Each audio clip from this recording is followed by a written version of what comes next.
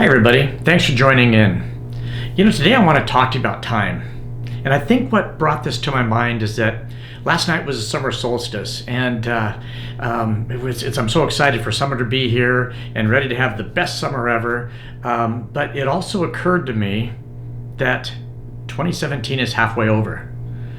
Now, I'm not sure I can get my mind around that, right? Because I think all of us struggle with the understanding this thing called time. I mean, we say time flies for a reason because it really does seem to go by faster and faster and faster.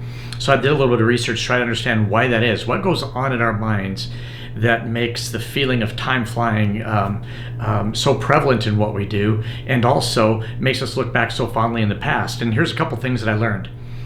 The first is, the average person really perceives time 2 years ago. So a lot of people, the average person right now is walking around, and in their mind of minds, they really think it's 2015. And I'm thinking about that, thinking, I wonder if I do the same thing, if that's true or not.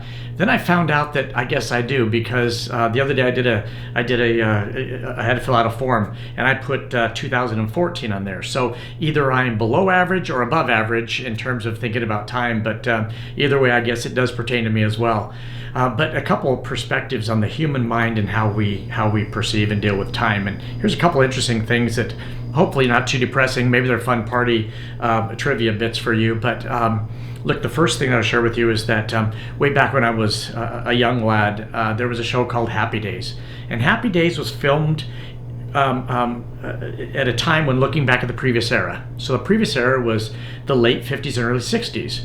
I remember watching it and thinking how long ago that was, and how different people were, and how they wore different clothes and the like, right? So, the show I'm talking about, I'm sure, but the premise is that we're looking back at the good old days, the happy days.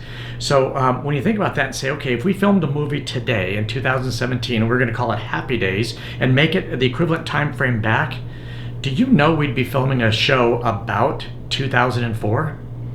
Now, I don't know about you, I guess it depends how old you are, but I don't know about you, but 2004 does not feel like a different era to me.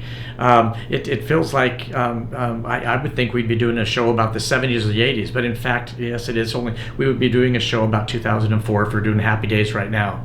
Now, maybe that example doesn't resonate with you, but here's another one that might. Do you know that the time from the Millennium celebration until today, that more time has passed between those two events than passed between the end of World War II and Woodstock? Think about that.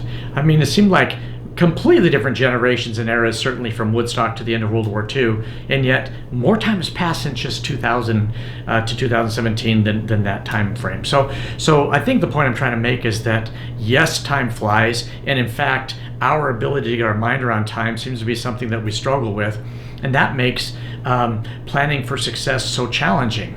Let's talk about 2017, for example.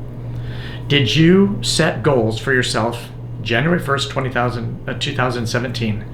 Did you make resolutions? I know I did.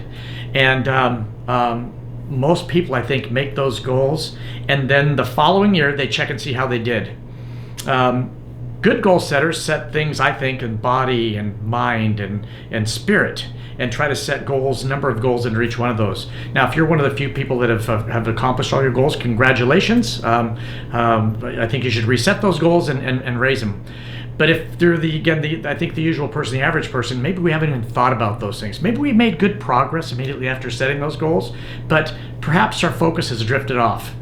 So my question to you is, if you understand that goal setting is massively important to create success, and if you did set 2017 as the year, the best year in your life, the year that you're going to have breakthrough success in many areas, how are you doing?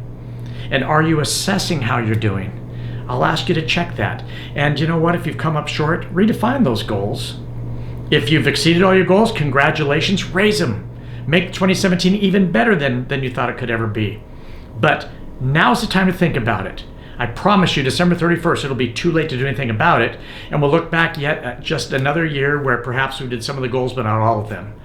So if we want to make New Year's resolutions more successful, and I encourage you to do them, in fact, I encourage you to set goals for so many other things that you can do in your life, then you need to measure and monitor those goals. So now is the time summer solstice is a time to look back and say, what did you think you're going to accomplish, and make the changes now necessary to have that success that you predicted for yourself. All right, so with that message, I'll say goodbye. I hope you all have a wonderful day, a wonderful week, and I'll talk to you soon. All the best.